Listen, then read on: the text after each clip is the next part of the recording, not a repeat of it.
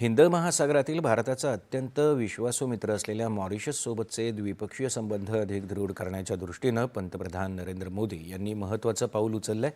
पंतप्रधान मोदी यांनी मॉरिशसचे नवनियुक्त पंतप्रधान डॉक्टर नवीनचंद्र रामगुलाम यांच्याशी काल रात्री दूरध्वनीवरून सविस्तर संवाद साधला. या चर्चेदरम्यान दोन्ही नेत्यांनी उभय देशांमधील ऐतिहासिक, विशेष आणि लोककेंद्रित संबंधांना अधिक बळकट करण्याच्या वचनबद्धतेचा पुनरुच्चार केला. विशेष म्हणजे पुढच्या आठवड्यात भारतात होणाऱ्या AI इम्पॅक्ट समिटसाठी पंतप्रधान मोदी यांनी डॉक्टर रामगुलाम यांना निमंत्रित केलं असून त्यांच्या स्वागतासाठी उत्सुक असल्याचंही त्यांनी म्हटलं आहे. या संवादाची माहिती पंतप्रधान मोदी यांनी समाजमाध्यमांवर दिली आहे.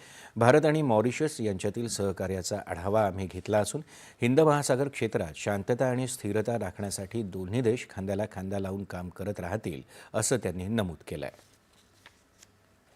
भारत आणि